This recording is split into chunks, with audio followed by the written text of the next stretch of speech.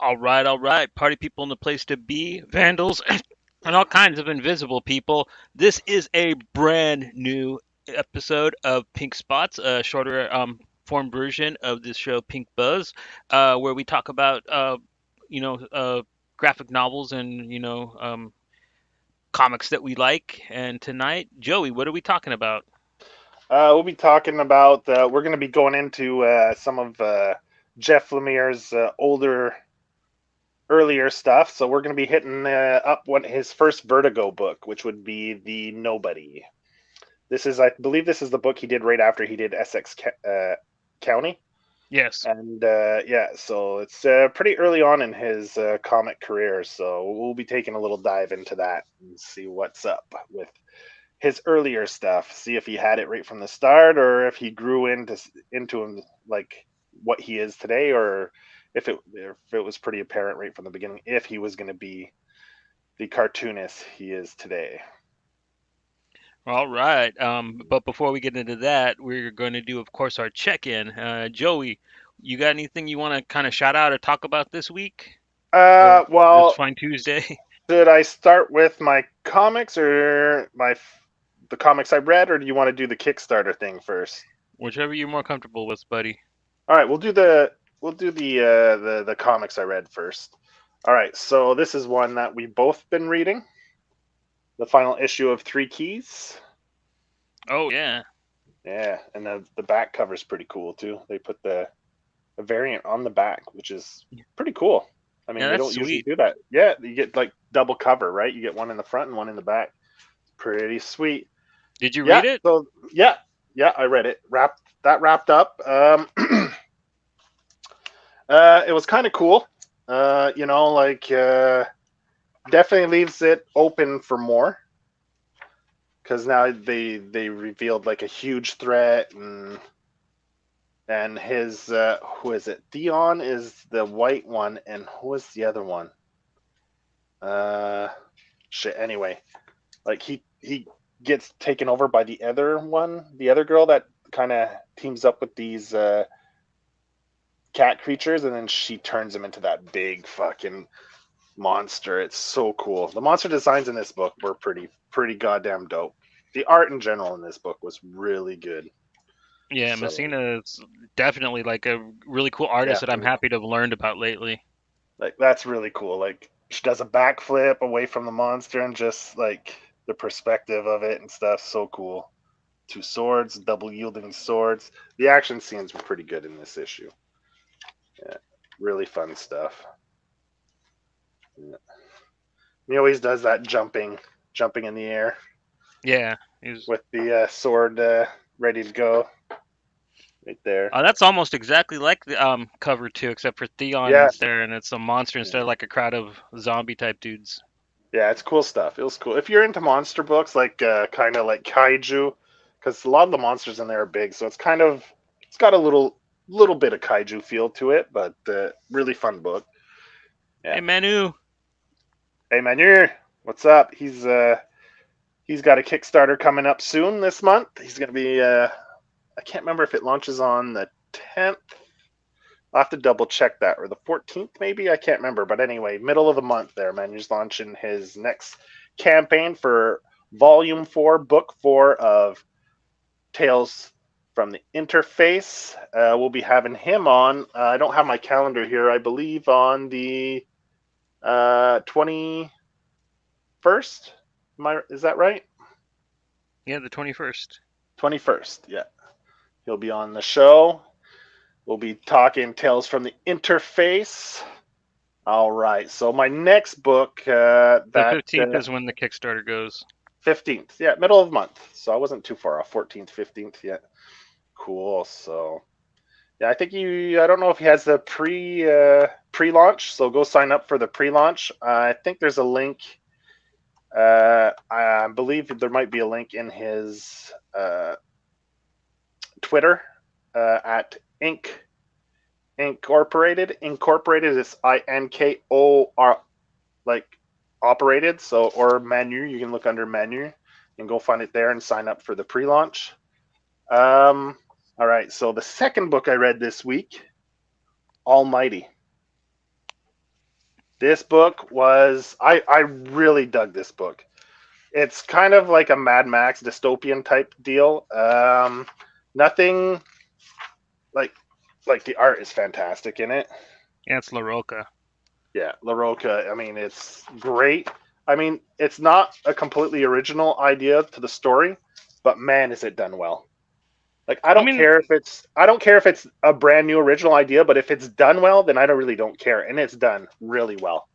I really yeah. Well, I enjoyed mean, this like book. Death Orb was like one of my favorite books of the past decade, and like that one's pretty much just the same story as the one you're talking about here. Is it? Would Mm. you compare it to Death Orb? Uh, it's similar. It's this girl called uh, Fate. Fate. Fate. Is Yeah, that her Fate. name? Fate. Is that it? Yeah. Anyway, she's this girl gets kidnapped. She's leaving. She was on some kind of fail. Fale is her name. That's her right there. I don't know if you can see her. She's got the funky eyes and stuff. And she's SoundCloud like, rapper. yeah, she's like some kind of mercenary, bounty hunter type, gun for hire type thing. So she finds this girl who's got kidnapped by these marauders, I guess you could call them. And she escapes, and while she's escaping, she runs into Fail.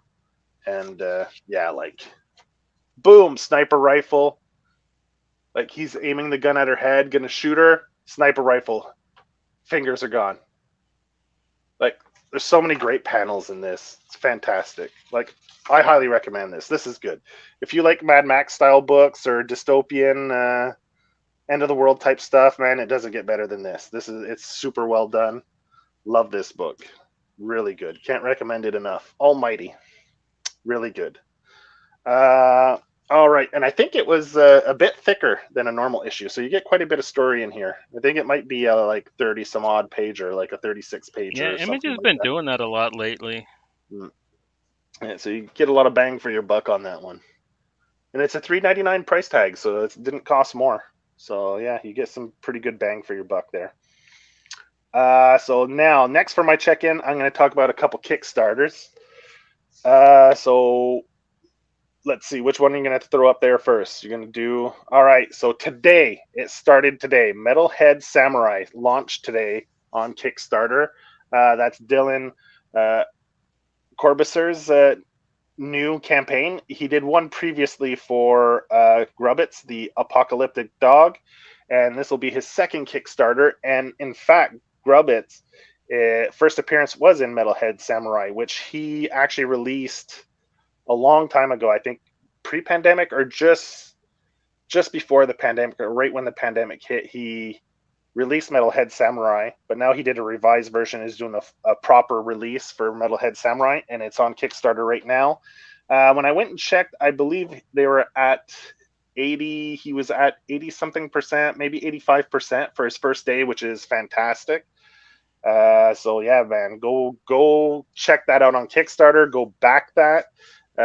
We got some advance review copies because he's going to be coming on the show Friday. So we'll have Dylan on the show. We'll be talking about Metalhead Samurai a little more in depth with Dylan himself. Will be on the show Friday. So come check that out. Go check out his Kickstarter. Back that shit. It's definitely a fun book for anyone who loves like action, some pretty gory action too, and just some fun, like over the top, like you know, metal stuff. Yeah. You know how it goes. Yeah. Yeah, trauma-esque. I mean, if you like stuff like Mm-hmm. what's it called, Turbo Kid, you'll really like Yeah. Metalhead Samurai. I got a really big feeling of that from it when I was reading it. Yeah, like Metalhead Samurai is like, yeah, Turbo Kid meets Sergeant Kabuki Man in NYPD. Yeah. Yeah. Yeah. It's good. I enjoyed it, man. So he'll be coming on the show Friday. So we'll get a little more into depth about that on Friday. So that'll be fun. And my next Kickstarter I want to do a shout out for is for Slaughtered Kingdom. This is a book that's done by Bloody Gore Comics. Stéphane Dumet is the creator, co-creator of this. He does the artwork on this one, and I don't remember who the writer is, but he has a partner who writes the story.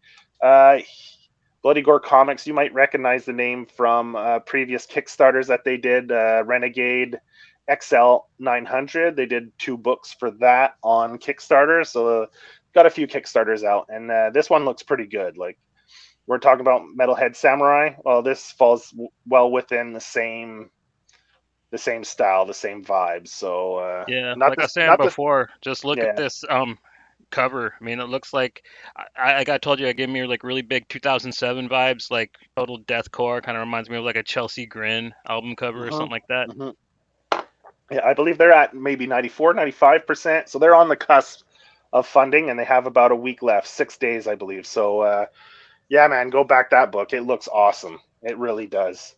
And yeah, another like dystopian type, people just trying to survive, chopping people's heads off and shit. That's Got how to it do what goes, you got. man. Yeah, you got to do what you got to do, man. I mean, kill or be killed, and that's Plus, pretty much it for plus Machete. Grubbit is up in there, and he's adorable with his little lawnmower wheelchair. Like, oh man, Yeah, like I can't wait to talk to Dylan about that character. yeah, yeah. He makes a really quick appearance in the Metalhead Samurai. Yeah.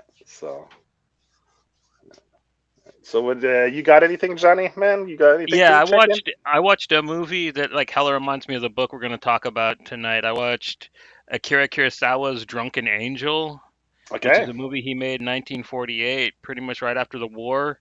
And it's really good. It's about Toshiro Mifune plays like this yakuza who's got tuberculosis, and there's like this kind of old town doctor who's he's not afraid to stand up to people and tell them what he thinks. So he's always telling Toshiro Mifune that he's an idiot and he should be like nursing instead of doing all that gangster shit, because he's got tuberculosis. And another gangster comes to town and it gets bad. And I don't know, it just really reminded me of this because of the way they showed like the kind of small town and the way that people all talk shit behind everybody else's back. Like in this book, like it kind of gave me the same type of feelings. I wonder if Jeff Lemire was like a Kira Kurosawa fan. That kind of Mhm. inspired him to do some of the stuff that he did in the Nobody.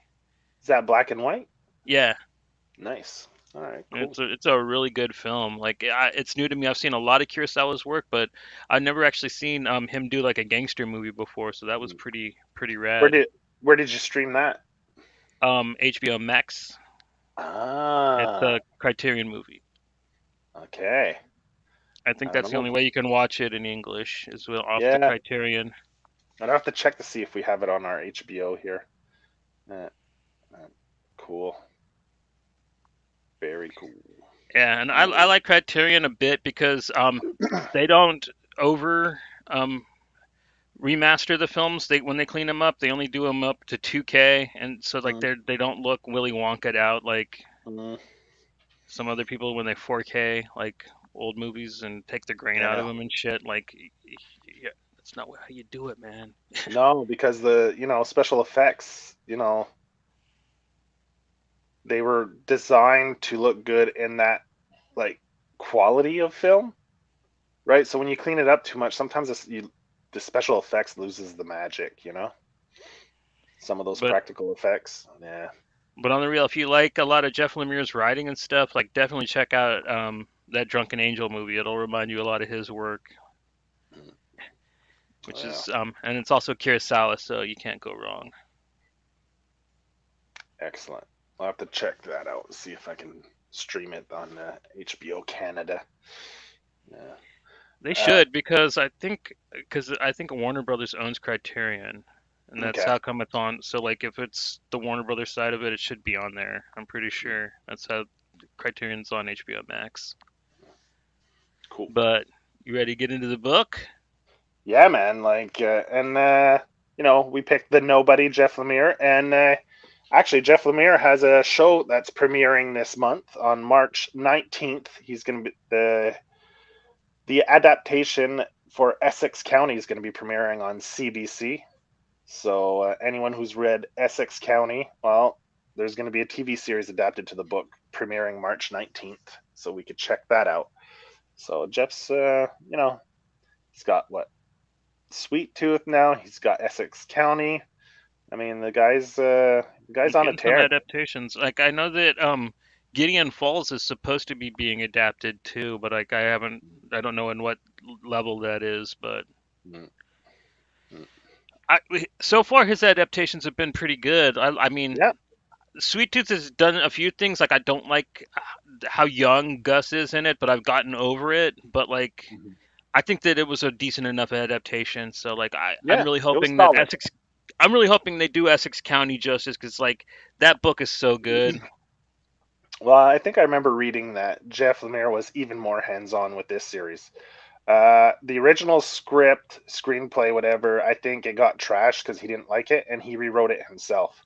Really. So yeah, yeah, Okay, because that makes me this feel is better. Wow. this is like this is like his baby, right? This is his first book. This is what got him into, you know, launched his career was Essex County, right? This is Yeah, his milestone book, right? I think So Essex County was his second thing that he did, and like he was already getting Eisner and Hugo nominations for it, or Harvey, not Hugo, I mhm, think. yeah, So, so yeah, and then then he like yeah, followed. he ended up nice and snug and cozy with Warner Brothers. I mean, with DC Comics. As a result, I mean, like this is his third book. This came out right after Essex County, and I mean, Yeah, it was kind of quietly released. Like I actually bought this book on accident when I got it. Like I okay, was really into Vertigo Comics's uh what was it, Vertigo Crime line. They okay. they put out this series of graphic novels. They were digest sized, and I thought this was one of them. So I ordered it, and when it got to me, it was like normal size, and I was a little bummed out at first. I was just like, man, I accidentally bought the wrong thing. But then I opened it up, man, and I looked at the art. You know what I mean? I saw this staring Hmm. back at me, and I was just like, oh, dude, this is gonna be good anyways. I got all Yeah. excited, even though like I accidentally bought it, and like yeah, it was such a neat treat because as a huge Vertigo fan at the time, they did not put out books like this. Like all their stuff was really kind of cynical and dark. Everything was pretty like you read 100 Bullets. Like this was around the same Hmm. time like Fables and stuff really broke, and but they never really put out stuff Yeah. that was just really that kind of just Yeah, because this was released wholesome, I in guess is the term for it. I mean, 2009. This was released, so yeah, yeah. yeah. I guess this was when they were kind of first kind of turning around, putting out more like mainstreamy books. But like usually their books, they're especially their original graphic novels. I love them, but they were pretty pretty gnarly. You know what I mean? Like they had Like lean towards the ultra violent type stuff, or the yeah, I get what to you mean. shock you a little bit. A little bit To more shock value. Yeah, yeah, Whereas yeah. this book, I mean, I'm not saying that. I mean, like, it was a breath of fresh air. I wasn't expecting it. It was completely different than all the other noir graphic novels I was reading that Vertigo was putting out at the time, which I love. But like, if you read like Bronx Kill by Peter Milligan or like Filthy Rich by Brian Azzarello, which are contemporaries to this book, like they're night and day, but in a neat way. And I'm not saying that this book doesn't have its dark elements. I really Hmm. liked the way it portrays the people and how it slowly gets to the point where, Yeah, man, you thought that these just nice, innocent, small town folk were harmless, and they're not. They're almost the worst kind of monster in their own way. yeah. I get what you mean about those other books. Like they're making sure they got their M rating. They earned Yeah, their M rating, right? They wanted that mature on their book, and they want to make sure they earned it. Whereas this one is, it's more about the story. I think this is pretty much a story that's general story, like anyone can read it. I think of all ages, because there isn't too much of anything too graphic, sexually or anything like that at all, or even the violence in it isn't gratuitous or over the top. It fits the story, and it's not there for shock value. It's there because it's a natural progression to where any like slightly violent occurrences happen. So I think this is like definitely could get a G rating. You know? I'd say PG because there is some slight sexual suggested content, Yeah, like with suggested. Yeah, yeah, suggested content, and there is a murder. yeah, yeah. It's pretty gruesome. You get to see it Mm. pretty well, but Yeah, I mean, this book is essentially a retelling of H.G. Wells's The Invisible Man, the but Invisible it's Man. set but it's set to tell you more of it from the townsfolk, specifically a young girl named Vicky, who is Vicky, yeah, a little 16-year-old Spitfire who's little bored. tired of her town, but she's Yeah, not resentful of it. She just wants more, but like she's not she's trying ready to to. Yeah, she's ready to experience more things in life, she's not right? trying to lash out or be too crude about it. I mean, she smokes. Hmm. She's got her little in what are they? Her own little picadillos and stuff, but like she's not vindictive or I hate No, this town type of person. like She she loves her goes. dad. She Yeah, she she works works at the diner with her dad every night of the week. You know, yeah. So it's her dad that owns the diner, and she goes and works there every night of the week. She doesn't love it, but she doesn't hate it where she's going to run away and thinks her father's horrible. She actually respects her dad, loves her dad. Like you said, she's just ready to expand her horizons and try new experiences, right? So yeah. Well, so when she's this new guy comes to town, whoop, that stirs the pot a little bit, right? Gets everyone talking. It gets something new, something different from the ordinary, mundane of that small town, which is called largemouth Largemouth. Yeah, Largemouth. Yeah, up there in Canada, which I don't know if yeah. it's a real town, but it sounds like it could be one. I don't know, but I remember reading an article about Jeff Lemire, and I think he worked in a diner before. So I don't. I'm wondering if like that's why this a lot of the settings like there's the diner is one of the main settings of where everyone goes to gossip and everything. So I wonder if like that's kind of a little bit inspired from him working at a diner and people coming in and just Yeah, I think that's just small gossiping. town. Yeah, small town. He Because was raised. because Yeah, when I was driving through Wyoming, me and my sister we stopped at this Denny's in this town called Rock Springs, and it's like the only place to stop for like 4 hours in any yeah. direction that we were driving. And like when we were there, like it was kind of the hub for that area. Like there Hmm. was a bar there, and like there was all kinds of people just hanging out at the Denny's, and like I'd never seen that before, but like it was legit like the cool place to be in Rock Yeah, Springs, Wyoming. yeah. I mean, small towns don't have much, right? You only have a couple, maybe one good restaurant, and if you're maybe a bar as well, so if you don't have a bar, you have the diner, right? So that's where people go to hang out and socialize. Mm. And that seems to be the case for this town. Yeah. So, Got this really cool fish statue. yeah, that's the big mouth. Uh, yeah. What's the Invisible Man's name? It's Griffin? John Griffin, yeah. John Griffin. Yeah. So he moseys on into town, gets a room at the motel. So that's where it starts. The lady that runs the motel checks him in, and what's the first thing she does? Goes to that diner, And right? starts And telling people starts, that a mummy yeah, checked in. yeah. It starts like, oh, he's all bandaged up. He's a weirdo, and I don't like. I have to go knock on his door to make sure he's okay or alive, because he never leaves his room. And in the middle of gossiping in the diner, all of a sudden, who shows up? John Griffin shows up at the diner. Yeah, as they're gossiping about him. So it's like these beats are just perfect, like right. And this is early on in Jeff Lemire's like comic career, and he's hitting the beats right off the bat. Like that first issue, man, he he's got it. Like the pacing is good, the storytelling's great. Definitely, you get that feel, like you said, that small town feel. He nails it right from the start, right? The way people are. Someone new comes to town, everyone starts gossiping. Oh, the new person, this and that. Then they start making assumptions and ideas of what that person is or isn't. And he definitely nails it right away in that first issue. Just that first appearance of John Griffin. Yeah, it was great. Yeah. And then yeah, he comes and asks if he can get some food to take away, and like they were kind of trying to make him like, no, you kind of got to eat here. And she Vicky kind of steps up and is like, no, we can make food to go, no problem. Yeah. Kind of like helps her dad out of like kind of a bad situation because her dad doesn't like him, doesn't trust him, but he is the voice of reason. Because Hmm. Henfrey and I don't know the other guy's name. There are two other dudes that are always talking with the dad, and they're always just bagging on and on about how they don't trust him, how he's a creepo and stuff like that. Yeah. But the dad's He's always kind hiding of something. like, Why is he bandaged? He's trying to hide something. He's trying to hide his identity because he must have done something somewhere else. And who comes here and stays in the hotel? Yeah. Like you said, they're just making all these assumptions, right? Of just like, yeah. So he must have done something horrible somewhere, and that comes back later on, like the whole like who is he, and like when he gets asked for his ID and stuff like that. Right.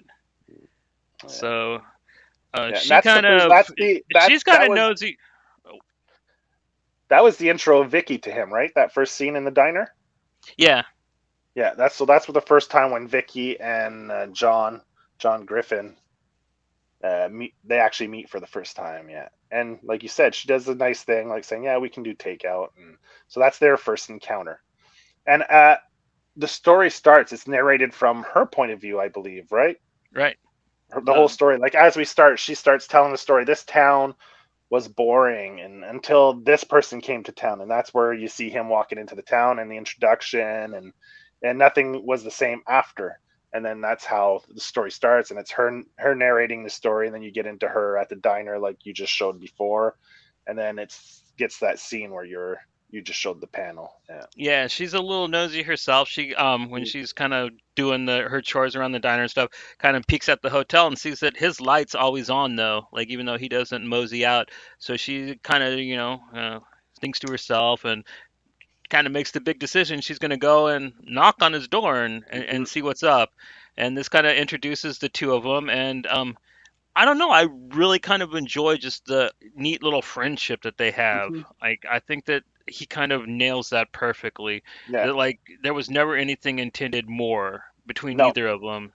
And It was just she's not coming at it from like you said, a little bit nosy. She's not coming at it from like a like everyone in town needs to know and they're gossiping. She wants to know like what's what's the rest of the world like? Where do you come from? What was it like there? Like she wants to experience what's outside of this town, right? And she's more curious about that than knowing like all his dark secrets and stuff like the rest of the townsfolk. She just wants to like what's out there? Where'd you come from? Like she just wants to know his story for her own benefit and yeah, to yeah. experience something new. So which is cool. And she genuinely like they form a pretty good friendship pretty quickly. And Mm, yeah, I just love the way that he does like the little details of like him looking out the window and then man, I just yeah, the way that he draws.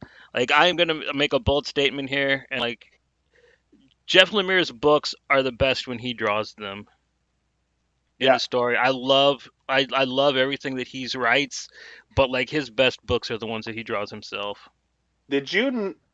I and noticed that's always something been the about case. this book. Did you find his drawing was a little tighter? Yeah, I think because it was his first kind of professional work working for Hmm. DC.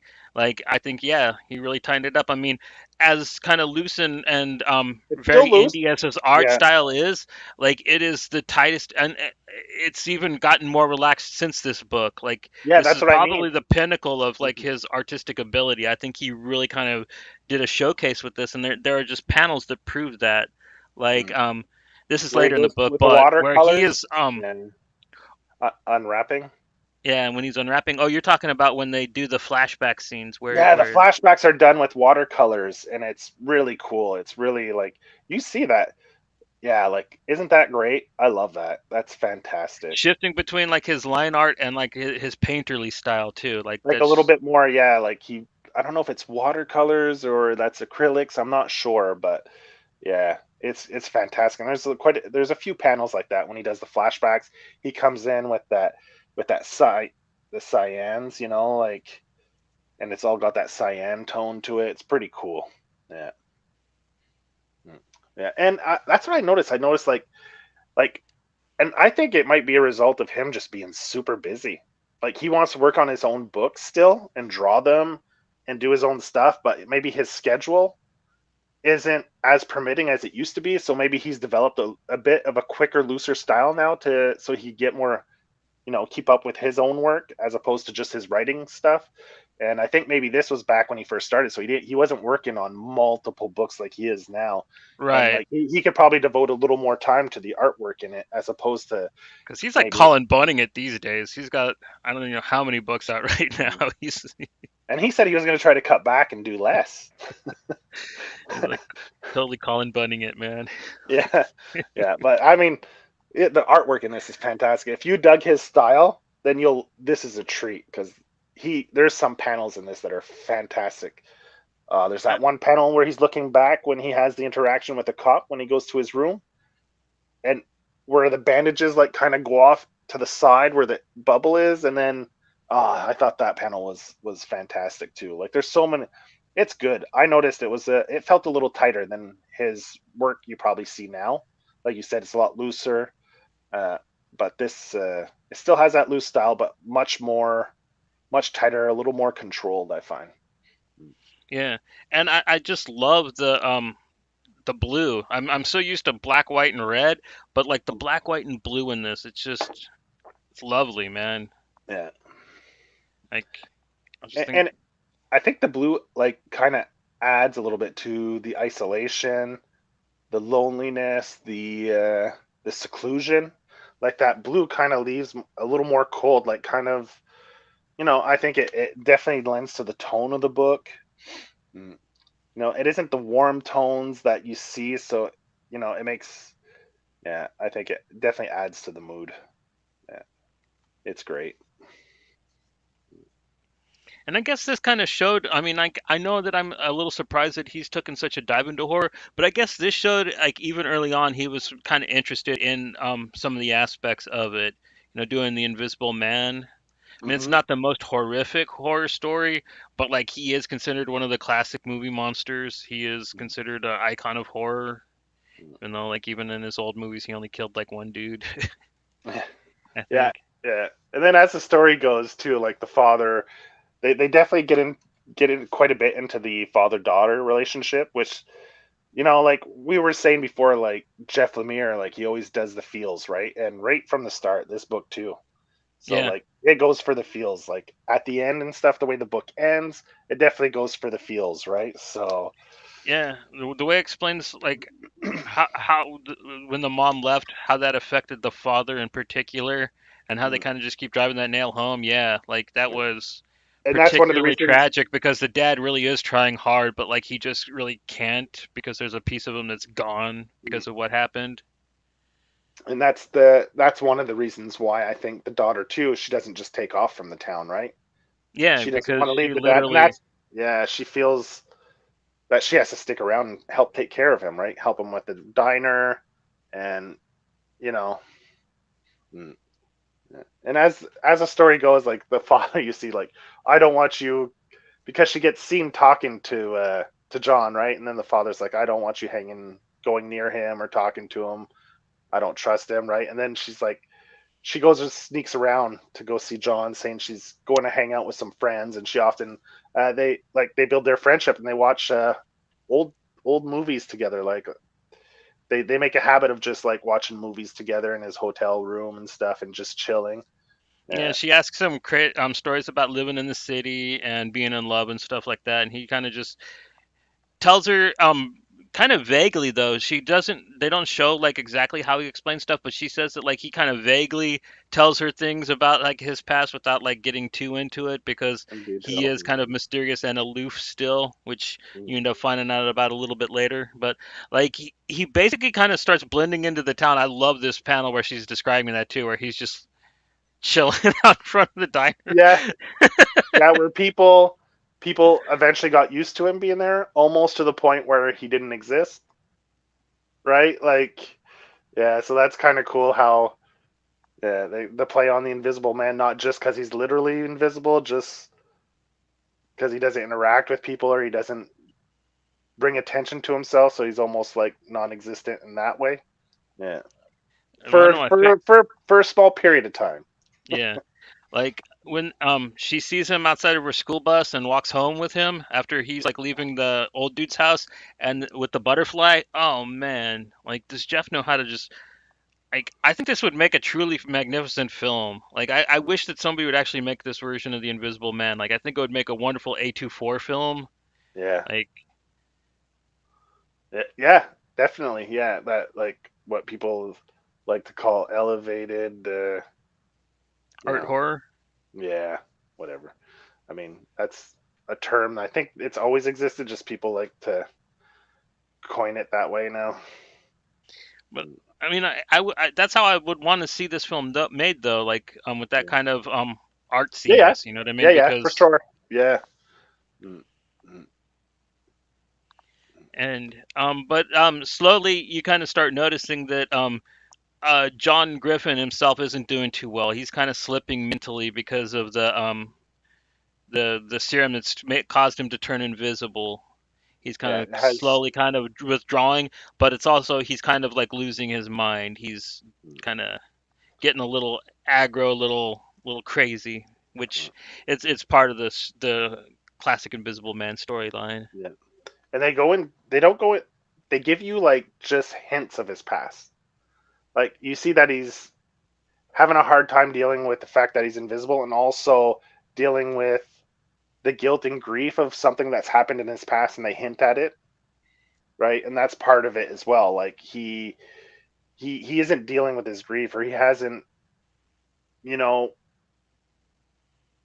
come to terms with it, and that's when he starts drifting away from Vicky. When you see he starts, getting more flashbacks about, I'd assume that's his wife, uh, and like he gets these little flashbacks when he starts having the withdrawals, and he starts having a hard time separating reality from his delusions. He starts to get slightly delusional because if he doesn't take his medication to balance the effects of becoming the invisible person, he starts to get like a little bit of hallucinations and delusions, mm, which comes to play into the story a little later on. Mm, Yeah, yeah, and he starts getting frustrated from his because he's there to try to find a cure for himself, so he's not invisible, and it's just nothing's working, and like just the weight of that on top of everything else, and then he just starts to get into a spiral of losing slightly losing control a little bit, and completely becoming a shut in. He won't answer the door even when Vicky comes to it, and then she starts to wonder what she did wrong. Like, did she do something? Yeah. And she's that definitely has a big effect on her. She feels hurt, guilty, maybe that she did something to upset him, because she really enjoys his company. So then she actually gets a nerve to go and be like, I'm not leaving till you answer the door and you talk to me. And they have a brief little conversation about, did I do something? And then that's when he reveals, no, my experiments, I've been really busy. Hasn't been going well. I've been feeling ill. He says that quite often. He says that a few times. I've just been feeling ill lately. Uh, and at first, you're not sure if it's ill physically or ill. Then you start to realize it's more mental illness. He has a hard time, like with his medication, balancing it, and yeah, that's when he gets into the hallucinatory type aspects of the book. and then a person from his past shows up. Yeah, yeah. And I love that they kind of keep this really vague, which is kind of cool because it's like the main focus of the original story of the Invisible Man. So like I love that like they just kind of like expect you to understand John Griffin's side of the story, and like that you basically take this whole narrative through Vicky's eyes. But they do throw in these little parts where like and this dude, he's basically coming and trying to make John give him the formula for invisibility because they used Hmm. to work together, and he knows what happened in John's past, which us, the reader, unless you read the original Invisible Man, you don't really know.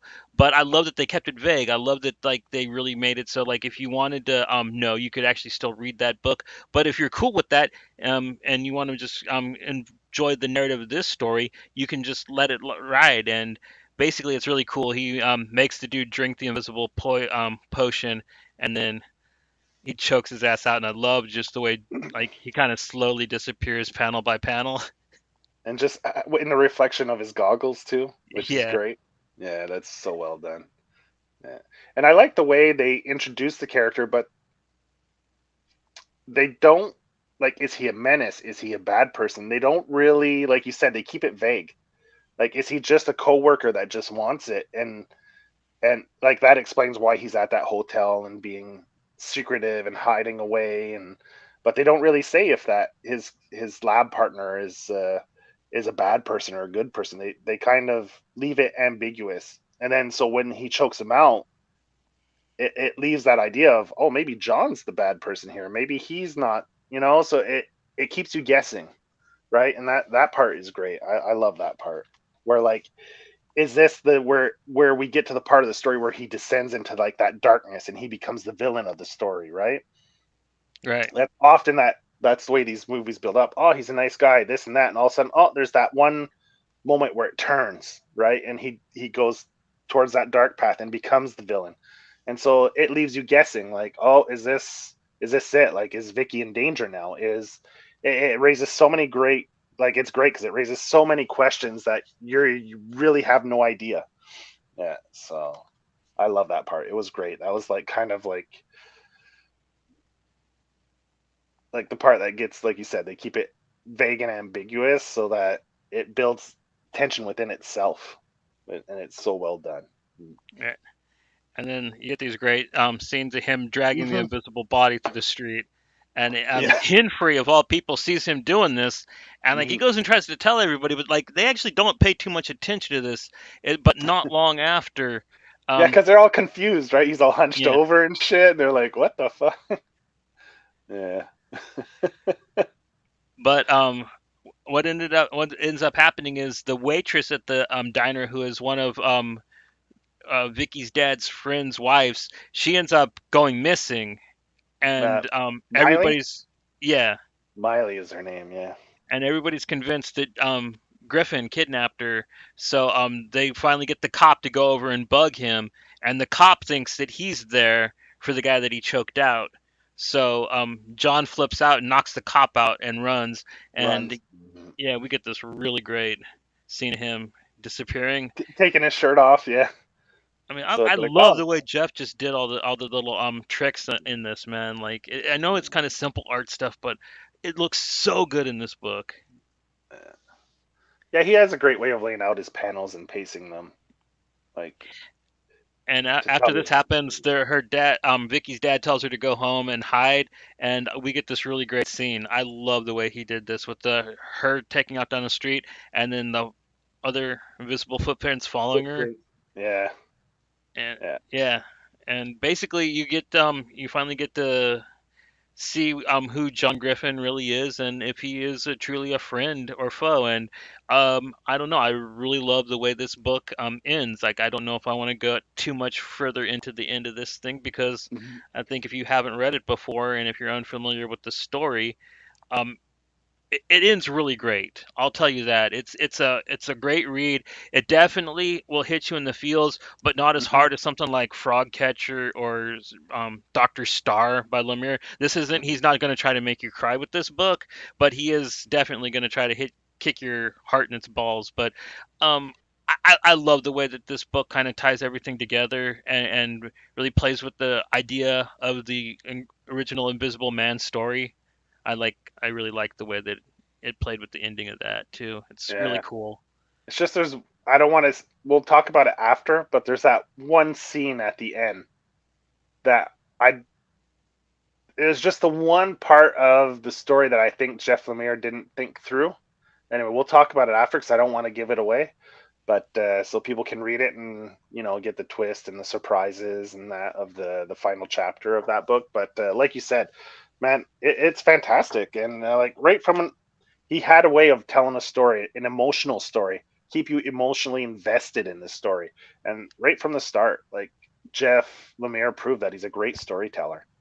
Like Yeah, you know, this book had me hooked right off of Jump Street. This is my introduction to him when this book came out, and I have not been disappointed since. Like, it was only a couple months after this, Sweet Tooth started running, and from there it's just been, just joy after joy. Like, I don't simp for too many people, but like Jeff Lemire's like one of the few people I kind of will. Like, he is like on that level. He's just written so many just masterpieces. Like he's right there with like Brian K. Vaughan and a few others, in my Yeah, opinion. yeah, fantastic. Like this book was really good uh, from every point of view, and like he proved right from the beginning. Like he did Essex County, then he follows it up with this one. So I mean, he proved that he's definitely got the skills, right? Well, even Lost He's good. Dogs is really good. His first one, the one about the sailor and Hmm. getting revenge for his daughter. And that one, I think he did do watercolored, which is kind of a really neat look for him. If you never checked that book out, I really highly recommend that. But yeah, no, I love Jeff's work, and especially his really early on stuff. It is neat to look back and see like he's always kind of had that like this level of talent. His books have I always don't. had that level of quality. This book's a little hard to find. I don't know if DC has it on their subscription where you can read the comics. I'm not sure if they have this one there, but that might be one of the easiest places to find it. I don't have Comixology anymore. I can't buy Comixology, so I don't know if they had this on Comixology previously. But I know on Kindle they don't have it. So And I don't think they ever put it out in trade paperback. I think this is one of the because it was an original graphic novel. I think they only put yeah, those out hardcover with the dust cover. yeah. So I don't know. I don't know how easy it'll be for people to find it, but if you can find it, it's definitely worth the read, man. Highly recommend. I'm surprised they probably will sell it back to him, and it'll probably end up being put out by Image because Image has a lot of old Vertigo stuff that they've been re-releasing, like especially because like Paul Pope's old stuff, like they've been putting that out. Unless So I haven't checked out his Substack, unless he has the rights back and he's just maybe this is something he has on his Substack. I have no idea. I haven't checked out his Substack at all. I haven't checked out hardly anyone's I, Substack. I'm So I'm not sure how Vertigo really ran it because I know for most of their books it kind of was a creator-owned type scenario. Like basically, like if they wanted to option their stuff off, like the creators would have to okay everything before, yeah, as long as it was one of their own books, not like something like Sandman or there was originally a DC thing that somebody just rebooted, but like something like this, like yeah, Jeff has like did kind of own the rights to. I don't. Vertigo was really weird the way they handled their creative teams. Like mm, so, I'm not exactly sure how that works, but this is one that probably should really get re-released. I think that like he definitely probably should put out an omnibus of like his early work, in my opinion, because a yeah. lot of creators do that, and I think that he would be a really high selling one because his early work was so good, and plus it's all worth getting. You know what I mean? In a one book thing, and yeah, I think a nice book with like uh, Lost Dogs, Essex County, and this would be a pretty good little snag. You know what I mean? Essex County is always released through Top Shelf, so I'm not sure how that works with Top Yeah, Shelf. So I don't know if he'd be able to, but some of his other stuff he probably totally could. yeah. Put this out with like Underwater Welder, which I think was Mm, also a Vertigo book, and mm, yeah. So yeah, man. Yeah. but yeah, dude, I'm happy you really liked it because like I really wanted to talk about this book for a long time. It's been one of my favorites, and it's one that you never hear most people talk about, and I guess it's because it's really hard to get a hold of too. It Now maybe is. that. It is. Like I started trying to find it, and I mean, I don't think it's been reprinted or anything. So like, you could find copies, but you know how it is on the. Yeah, out of print demons will make you Yeah, it pay. makes the prices. Yeah, I think like just a regular trade paperback was like $100 or something. So yeah, Jeebus. yeah, yeah. So the Nobody. This book is definitely for everybody. So good. Hmm. But yeah, coming up this Friday, we're gonna have Dylan on. We're gonna Talking put up our about talking about some metalhead samurai. the school lunch schedule again for you guys. Yeah. So yeah, we got Yeah, so pizza this Friday. this This Friday. Friday. Talking Yeah. some Metalhead Samurai. And then we're gonna be having Pato Mali on next week on Tuesday.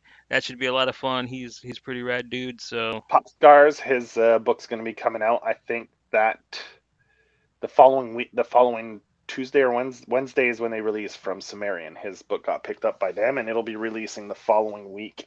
So he'll be on to talk about the release of his book with the Sumerian. That should be really cool. And that's a good label for his book to come out on too, because it's kind of like a whole punk Yeah, rocky type thing. yeah, definitely got that vibe for sure. Yeah. So right on. Got anything else you want to shout out, Joey? That's it, man. Great book. If you can find it, definitely recommend you read this one. Right, right. And until then, until next time, check you guys later. Have a good one. Have a great week, everyone.